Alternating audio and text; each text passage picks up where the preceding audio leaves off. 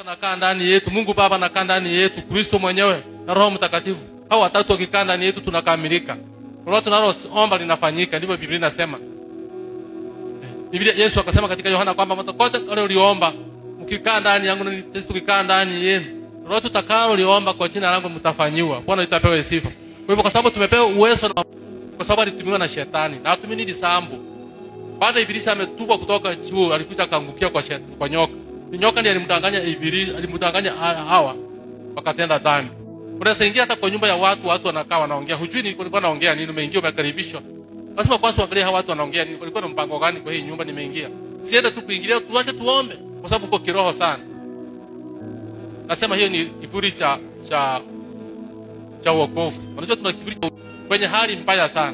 Mchungaji ako mbali sana na wale walikuwa wamesafiri wameenda Nairobi na mgonjwa. Ikabidi wampatie simu aweke kwenye masikio yule mgonjwa muombe. Na Mungu alisababisha akapata uponyaji wake kufanywa yale yote alikuwa anataka afanywe. Mungu alimponya. Kwa hivyo sio kwamba rasmi wenu ustigise mtu msingisi ukemera madini wa dhambi. Kile daktari kushauri kwamba tumia madawa vizuri sana. Kama una mapewa hata madawa nyumbani unatumia. Usiache kwa sababu utafikia hatua yako ya imani. Si kama agizo ya daktari utumie vile inavyotakikana. Kwa hivyo usiende kufanya tu kwa sababu wewe kama mtu atakwambia kwamba atakusukumia kupeleka akuombee, maana wengine labda hawaombi vizuri akupeleke mahali na imani yako iko chini. Kwa hivyo utaweka kwenda kufanya magasia kila mahali. Unapokuwa Mkristo lazima uwe na hekima unapotembea. Sio kwamba Kristo wako upeleke tu hovyo ili uonekane ndio unakemea ndio unaomba sana. Siku moja utafika kiburi kupata kiburi cha usima. Kiburi cha usima nacho ni kiburi gani? Kile cha kuonyesha kwamba ndio mkubwa ndio unafanya mambo yote hata katika makanisa yote ndio unaombea. Mstari wa 15 inasema kwamba machambi yaliwekwa chini tu. Machambi yaliweka chini. Sababu Petro alikuwa amejiweka vizuri. Walikuwa ni watu wamejiweka vizuri kwa Mungu. Walikuwa wanapita tu ile kifuri chenyewe kinawagusa wagonjwa wanaamuka wanaenda. Kile tumekuwa na imani hapa ndogo. Lazima muombe mtu mtingise. Na watu wanaamini kwamba kianguka chini ndio anaona huyu ndio ameniombea sana. Ukiombea uanguke chini, huyo watu wanasema huyu pasa ndio ana upako. Nani alikwambia hivi? Kuanguka chini sio kwamba hapa ndio umepona ama ndio una upako. Hapa siku nyingi watu hawakuanguka hapa. Sasa wakataka kukimbilia wale watumishi sana kwamba ndio wanaomba sana. Yule ndugu ni muombezi. Yule mtumishi ni muombezi sana ambaye alikuwa hapa. Alikuwa anaomba mpaka siku kuja. Tulikuwa tunakaa na yeye hapa tukaishi na yeye hapa. Alikuwa tukija wakati wote anasema tuende kuomba kanisani basi. Hata mjioni tunakuja hapa. Tena akipiga magoti hapa atoki. Mimi naomba ninasikia kuchoka yeye atoki. Basi anataka turoko kwa kutukia ndio turudi basi atasabe ibuya. Tuko na ile roho ya nama ni kwamba sikutaka niombewe nipigwe hata magoti nisingiswe kabisa mpaka nitoke chasho ndio nipone. Hiyo ni uongo mbele. Kuguswa tu. Hiyo kiburi kiliponya watu. Kiringe kuhenya abantu baraheta baraya. Atika tamra kinge bachira gotu che. Barahwen. Atumokali goti yesiki kubo bya dikuta Yesu pikayo basta. Watasema na yuni basta gani hiyo watu wanapelekewa tolewa kanisani hospitali anapelekewa watu nyumbani kuombea. Unajua hospitali inajulikana hapa. Unajua kwamba Luka alikuwa ni mtakitari.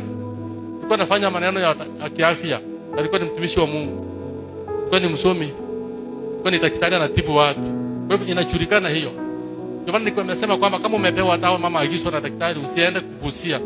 Basi kumkemea uone kama ni shetani. Wewe fuatilia ikifika neema wakati wa neema Bwana atafanya. Bwana itapewa sifa. Hata mimi nilikuwa wakati mwingine na shida kidogo katika maisha yangu, nilikuwa nikisumbuka kidogo. Nikasema kwamba haitawezekana kwangu, haitawezekana. Siku moja tulienda hata na mama, nikatupa tena madawa nilipatia, nikatupa kila kitu. Sikusikia shida yote. Mambo mengine unakataa unasimama unakataa.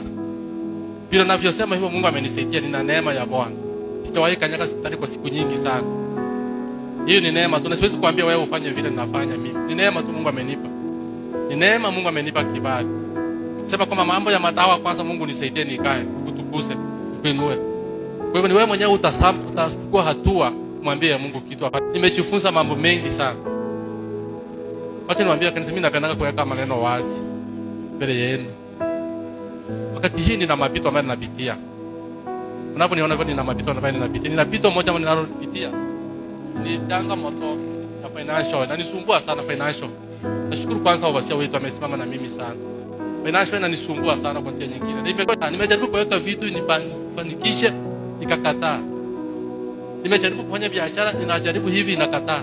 Nikiahidi vitu kunifanya hapa kanisani, hata nitoe pesa kanisani inakwama kuleta. Nimekuwa na vita hiyo sana, nikasema kwa Mungu, lazima Mungu ataniondolea hii. Nikiahidi nifanye kitu kizuri, kana nataka kinifanikishe, kinashindikana. Nasema hiyo vita bado Mungu ataniondolea hiyo. Maana tuna uwezo na mamlaka. Hiyo yote ni mapito wapenda. Sio kama ninapenda nifanye hivyo niwe hivyo. Nimejaribu kuchinasua.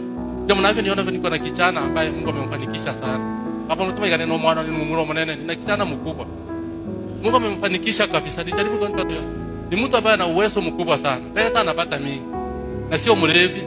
Mpaka siku nyingine akaniambia, baba, dadi uliniombea sana. Kijana wa 92 hivi. Ndogo atahajawa, ndio sasa ndio ameanza kuona magari yanabadilisha. Kijana anakuja na ndege, anabadilisha, anakuja na ndege na anakuja na yeye. Kisha anafika hapa kama anarudi na shughuli zake, anakuja tu. Anaajiri watu wa kazi, wafanyikazi wengi, ana hela tu. Lakini kwangu kunitumia wote ni mapito ya wapenda. Kila kitu kina mambo yake. Watu wako ngadena tu muona ni no muona. Hata kanyagi nyumbani. Hayo yote ni mapito. Kwa hivyo nina challenges ambazo ninapitia hizo sahari kama hiyo. Nikijaribu kufanya shughuli zangu, nikikumbuka maandiko moja kuweka tu ya kanisa hili. Kwamba wale wapelelezi walitumwa na Yoshua kwenda kupeleleza nchi ya Kanaani, nchi ya Yeriko. Walitaka waiteke Yeriko, waende kuingia wana wa Israeli. Walienda wakaingia kwa nyumba ya kahaba tu. Watumishi wawili wa Mungu. Wao walitumwa waenda kupeleleza. Ndipo ingia kwenye Biblia mnajua. Walimwambia alivizita wale watu kwenye Kirongo kora. Kwenye Irongo, kulibiri Kirongo. Kwenye baa ya nyumba. Wakati unaenda wakawaficha, wakaanza kupeleleza. Kuna watu tumesikia wamekuja kuharibu kupeleleza nchi yetu hii. Wamekuja watumishi wametumwa kutoka nchi fulani, sikia. Mkubwa kwa hiyo mchi akatuma watu waende kuwatafuta hao watu. Wakaenda kwa hiyo mama kahaba akamuulizia, akasema kwamba sikuwaona hapa. Na hali amewaficha kwenye baa ya nyumba kule, wamelala kufanya vitu hata kwa mji wangu. Mungu atakuwa pamoja na nyinyi, atasimama na nyinyi. Pamoja hata na nyumba zenu, watoto wenu. Mambo yatakapokuwa pia mazuri, mambo yatakapobadilika, Mungu na pia na nyinyi, Mungu atawatendea mambo makubwa. Bwana itapewa sifa. Kwa hivyo nilikuwa nasungumusia mambo na uwezo na mamlaka. Na Mungu alikuwa na sababu anionyeshe, maana nilikuwa nimenenewa maneno hayo. Wakati niliomba sikushughulika kumuombea sana. Yeye alilia machikamasi akatoka. Alikuwa ameisha amepaki mifupa mitupu, lakini anaenda akapona na akaishi. Siku nyingine nikaombea tena mwingine pale kanisani mahali nilikuwa. Alikuwa ni kichaa sana. Anakuja tu kanisani, anakuja watu wengine hata nafua nguo anatembea uchi. Ilikuwa ni binti akiolewa kwa micha anatoka. Tunaomba. Yanasababisha kitu. Kwa hivyo usichoke kuomba, wewe omba tu. Usichoke kuomba. Fikiri labda kwamba kienda tu kwa nguvu nyingi kutumia si nini ndio utafanyika. Mungu wetu anafanya maneno makubwa. Sisi yale tusio yaweza. Bwana apewe sifa. Kwa hivyo tujue kutumika wapenda tu na hekima. Najua tatizo ni ninapoenda kumalizia kipengele kingine hapa. Mathayo 17 mstari wa 16 mpaka 21. Ndio tutaenda kumalizia kitabu hicho. Mathayo 17 mstari wa 16 mpaka 21. Yesu akajibu akasema, na kifafa. Huyo mtu akamwambia Yesu, nimetembea na wana wanafunzi wako wametembea mara nyingi, nimewapatia mtoto wangu muombe, wameshindwa kupona.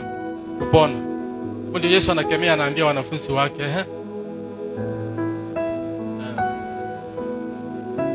kama hiki yako imekisimika.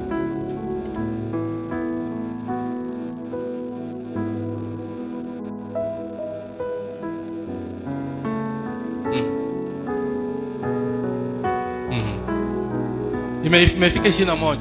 Kuna kitu nataka ni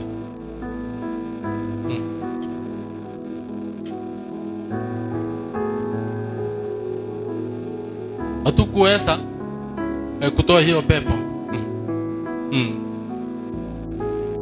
Ehe.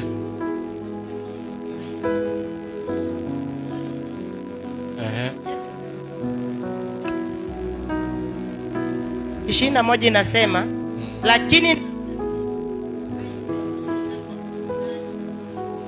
Amen. Lakini kwa namna hili kuna mambo mengi. Wewe unaamulisha tu vitu vinafanyika. Siku nyingine nikaenda kwa mkutano mkubwa wa huyo mtu anaitwa Wawori. Alikuwa anakuja mwingine wakati mwingine hapa Sirani.